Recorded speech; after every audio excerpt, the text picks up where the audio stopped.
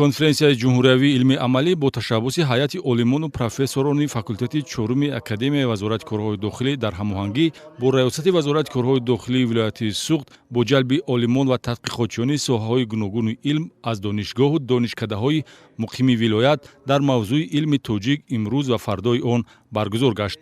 Нахуст муовини сардори раёсати вазорати корҳои дохилии вилояти Суғд генерал-майёри милитсия Рустам Мирзомуродзода ба кори конфронс ифтитоҳ бахшида перомони илм ва мавқеи он дар рушди низоми давлатдорӣ, фарҳангу маънавиёт, муносибатҳои ҷамъиятӣ, пешрафту тараққиёти иқтисодиёт, саноат ва дигар самтҳои хоҷагии халқ сухан кард. Гуфта шуд, ки меҳвари асосии рушди ҳар як ҷомеа аз дастовардҳои илм, тадқиқотҳои исботшудаи илмӣ ва табақаи зиёии кишвар сарчашма мегирад. Маҳз олимону аҳли зиё ҳамчун чароғи ҳидоят ба ҳаёти ҷомеа равшанӣ бахшида, ҷомеаро бо истифода аз донишҳои назариявию амалии илмӣ ё навгониҳо ба сӯи ояндаи дурахшон роҳнамоӣ мекунанд.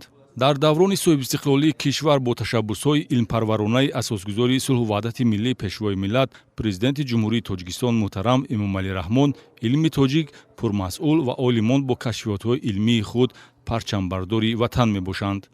боиси хурсандӣ аст, ки бо дастгириҳои пайдарпайи асосгузори сулҳу ваҳдати миллӣ илми тоҷик дар ҷумҳурии Тоҷикистон дар давраи истиқлолият ба марҳилаҳои нави рушди худ ва фановариҳои нафтарин дохил мешавад ва имрӯз бо баргузор кардани чорабиниҳои гуногун бори дигар ҳар як фарди кишвар шоҳиди он гашта истодааст, ки илм, иқтидори илмӣ, олим ва маҳсулоти илмӣ қадршиносӣ карда мешавад ва дар татбиқи он дар истеҳсолот заминаи хубро соҳиб гашта истодааст. Дар конфронс олимону пажӯҳишгарони муассисаҳои олии таълимӣ бо маърузҳои илмӣ баромад намуданд. Кормандони амалии мақомот ва курсантони фаъоли Академияи вазорати корҳои дохилӣ низ ҷалб гардиданд, то ин ки аз дастовардҳои илмии олимон бохабар гашта маънавиёти худро ғанӣ созанд.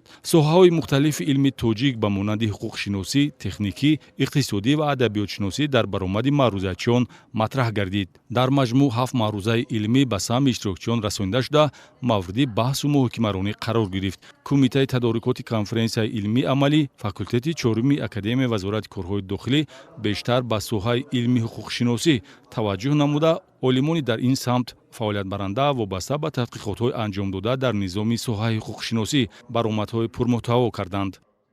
вобаста ба маърузаҳое ки дар конференсия садо дода истодааст, вобаста ба истеҳсолот, муомилоти сангҳои қиматбаҳо ва канданиҳои фоиданок, ҳамчунин вобаста ба имлои забони тоҷикӣ ва дигар ҷанбаҳои фаъолияти касбии мо ки ба раванди мақомоти корҳои дохилӣ хос аст, бисёр маърузаву баромадҳои пурмуҳтаво аз тамоми донишгоҳу донишкадаҳо, мақомотҳои ҳифзи ҳуқуқ ки даъват шуданд дар конференсияи имрӯзаи мо иштирок доранд, тавонистем то як андозаи баҳри пешбурди илм, баҳри иштирокчиёни конференсияи имрӯза ва кормандони мақомоти корҳои дохилӣ пешниҳод намоем.